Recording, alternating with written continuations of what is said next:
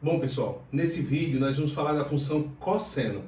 Você vai ver que existem muitas semelhanças entre a função seno e a função cosseno. Mas o que é que eu quero chamar a atenção de vocês?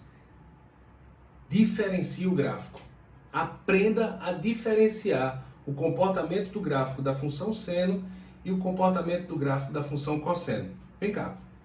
Olha só, as semelhanças começam por aqui.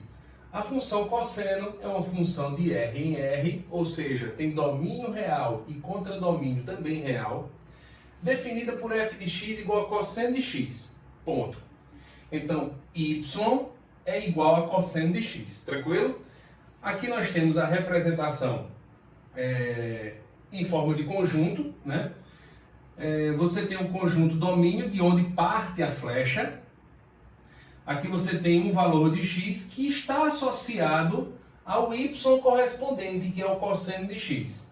Lembrando também, no caso do cosseno de x, o cosseno de x ele também tem um menor valor, um valor mínimo que é menos 1.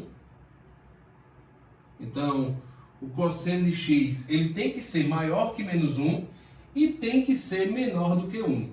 Significa dizer que o cosseno de x ele varia de menos 1 a 1, assim como o seno. Olha as semelhanças. Observações. A partir da definição, nós podemos concluir que o domínio da função é o conjunto dos números reais. O que significa todo número real tem cosseno.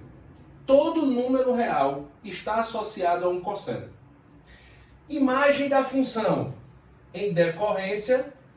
Imagem da função é um intervalo fechado em menos 1, fechado em 1, que como você sabe pode ser representado dessa forma, beleza? Isso aqui significa dizer que o valor de y vale de menos 1, vale todos os números reais de menos 1 até 1. E a função cosseno também é periódica, lembra? Quando nós damos uma volta completa, nós voltamos para um ponto que tem o mesmo cosseno do ponto anterior. Então a função também é periódica. Lembra que esse P aqui ele representa período. A função cosseno também é periódica e seu período vale 2π.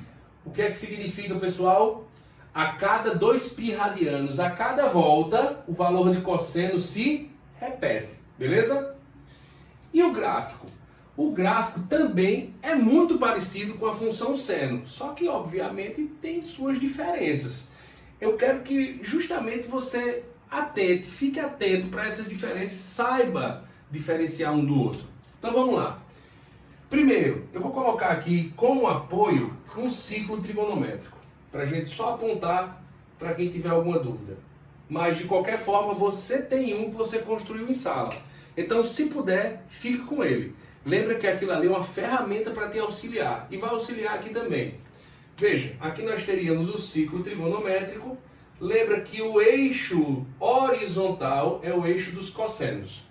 Então, por exemplo, no caso do zero, o cosseno do zero vale 1. Lembra que o cosseno está aqui, ó. O cosseno do zero vale 1. Então aqui nós teríamos o nosso primeiro ponto. Quando x é 0, o y vale 1.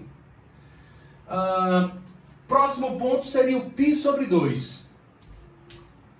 0, π sobre 2. Quando x vale π sobre 2, o cosseno vale 0. Então aqui, ó, quando x é π sobre 2, o y vale 0. Perceba que no primeiro quadrante, apesar de os valores de x, os valores do arco estarem aumentando, o valor de y, que é o valor de cosseno, está diminuindo. Beleza? Então vamos lá. Próximo ponto seria π. Quando x é π, o cosseno vale menos 1. Então, quando x é π, o y vale menos 1. No caso, cosseno, não é isso? O cosseno de 180 graus vale menos 1. Não coloquei aqui. O máximo é 1 e o mínimo é menos 1. Vamos lá. Próximo ponto seria o 3π sobre 2. 3π sobre 2. Quando x é 3π sobre 2, o cosseno vale zero. Lembra que é para projetar no eixo horizontal. E o próximo, 2π.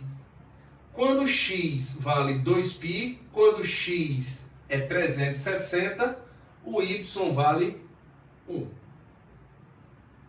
Então veja, aqui nós temos a parte decrescente da função. Nota que daqui para cá decresce também. Depois aumenta e continua aumentando. Então o gráfico da função cosseno, ele é basicamente isso aqui, ó.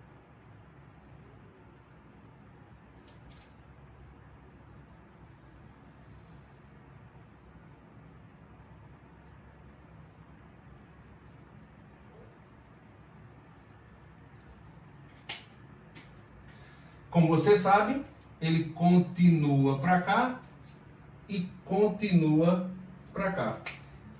Essa parte do gráfico, essa partezinha daqui, essa curva que nós acabamos de esboçar, representa um período. Representa um período. Como nós falamos anteriormente, aqui, se você pegar um plano cartesiano maior, a função começa decrescente e depois crescente. Beleza? Esse valezinho aqui. Isso representa um período, uma volta. Só que como você sabe, quando nós entramos na segunda volta, começa tudo de novo, porque a função ela é periódica. Então, ó, começando tudo de novo, mais uma volta. Completada a segunda volta, nós vamos entrar na terceira. Então, repete tudo de novo. Da mesma forma para cá. Aí tu diz, ô Júnior, e não é a mesma curva da função seno, não? É a mesma curva. Só que o comportamento dela é diferente, tá vendo? Então, primeiramente, quando nós falarmos da função seno e da função cosseno, você tem que ter em mente o seguinte: o comportamento de um período da função seno é esse. O comportamento do primeiro período da função cosseno é esse. Isso, lembrando, y igual a seno de x, e aqui é y igual a cosseno de x. Toda vez que se falar em função seno e função cosseno, a gente está se referindo a essas duas funções. Então lembre-se do comportamento das duas. Tudo bem? Valeu, galera. Por hoje é só.